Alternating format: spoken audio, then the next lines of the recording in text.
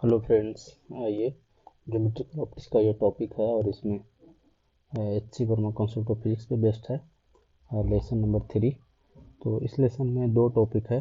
Relation between u v and r for spherical mirror, और दूसरा जो टॉपिक है वह relation between focal length and radius of curvature. तो इन दोनों टॉपिक को मैं आपको यहाँ पे डील करता हूँ। सबसे पहले relation between u v and r. तो आइए इस टॉपिक को देखते हैं। तो सबसे पहले हम क्या लेंगे, एक कॉन्केव मिरर ले लेंगे। ठीक है, कॉन्केव मिरर में जो मिरर फॉर्मूला भी जिसको बोलते हैं, तो उसको यहाँ पे डेराइव करेंगे। तो सबसे पहले इंसिडेंट रे देख लीजिए, फिर ये रिफ्लेक्टेड रे, और ये हो गया नॉर्मल। तो नॉर्मल से थीटा एंगल इधर, नॉर्मल से थीटा एंगल इधर। Angle of incidence equal to angle of reflection. ये लॉ ऑफ रिफ्लेक्शन का पहला फॉर्मूला है। तो incident ray, reflected ray, normal, और जो ये मिरर है उसका ये हो गया पोल। पोल से फोकल लेंथ एफ, पोल से इमेज यहाँ पे क्रॉस कर रहा है, तो इमेज यहाँ पे बन गया वी, और सेंटर ऑफ कर्वेचर आर, और पोल से ही ऑब्जेक्ट का डिस्टेंस ये हो जाएगा यू, ये हो जाएगा आर, और ये हो जाएगा वी, ये हो जाएगा एफ। तो ये है डिस्टेंस का मेजरमेंट। तो फिर हम क्या मान लेंगे कि ये जो एंगल है अल्फा, ये एंगल बीटा, और ये एंगल गामा। अब मैंने आपको पहले दूसरे लेसन में भी बताया था कि जो यहाँ पे हम पैराक्सियल रेज के बारे में बात करते हैं, मतलब ए और पी ये काफ़ी क्लोज होते हैं। ठीक है, तो ट्रायंगल ओ ए सी इसमें देखेंगे। ठीक है, तो ट्रायंगल ओ ए सी में क्या बोलेंगे, beta is equal to alpha plus theta. और ट्रायंगल ओ ए और आई में देखिए gamma is equal to alpha plus 2 theta.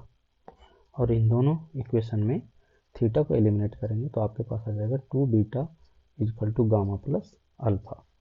अब यहाँ पे देखिए हम अल्फा इजकल टू क्या बोल सकते हैं, अगर ये दोनों काफ़ी क्लोज हो ए और पी, तो ये लगभग परपेंडिकुलर जैसा फॉर्मूला चलेगा, या theta is equal to l upon r, इसका आप यूज कर सकते हैं। Theta is equal to l upon r. ये कब होता है, जब कोई कर्व हो। ठीक है, और ये यहाँ पे,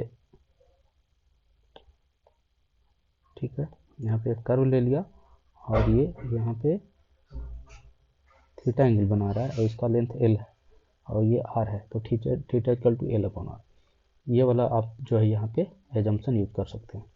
तो अल्फा इक्वल टू क्या हो जाएगा, A P by P O, A P by P O. इसी तरह बीटा इक्वल टू क्या लिख सकते हैं, A P by P C. और गामा इक्वल टू क्या लिख सकते हैं, A P by P I.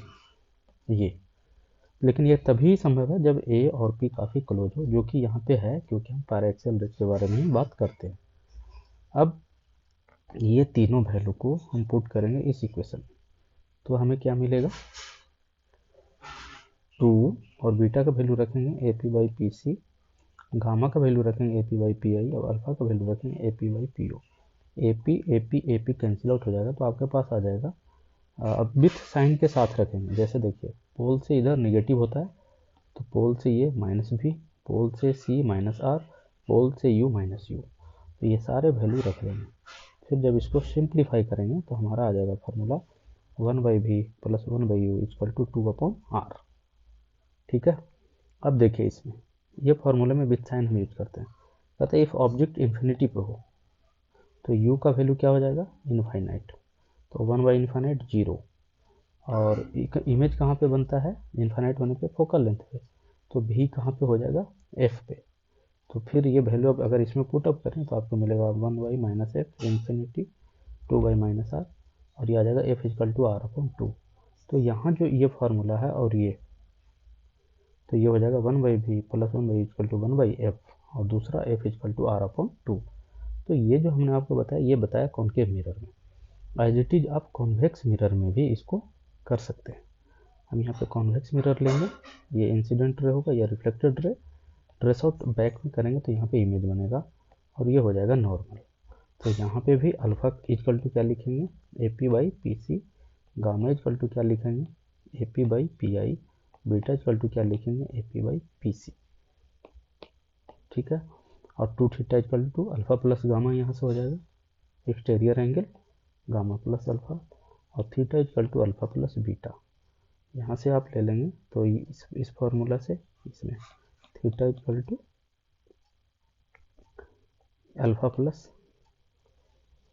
Plus beta, ये हो जाएगा, ये बीटा ये और ये, तो इसका एक्सटीरियर एंगल ये है थीटा, तो theta equal to alpha plus beta. इन दोनों को सोल्व करेंगे तो आपको आ जाएगा gamma equal to alpha plus 2 beta, और इन सारे वैल्यू को इसमें रखेंगे, ठीक, विथ साइन, तो 1/v प्लस, क्योंकि इमेज बन रहा है पोल से पॉजिटिव डायरेक्शन में, और 1 ऑब्जेक्ट है निगेटिव में, रेडियस ऑफ कर्वेचर पॉजिटिव में, तो ये भी 1/v plus 1 equal to 2/r, फिर 2/r को लिख सकते हैं 1/f, क्योंकि f इक्वल टू r/2। तो आपको अच्छे से समझ में आ गया होगा ये मिरर फार्मूला, ठीक है। और भी नेक्स्ट लेसन में मिलेंगे आपके साथ, तब तक के लिए धन्यवाद, थैंक यू।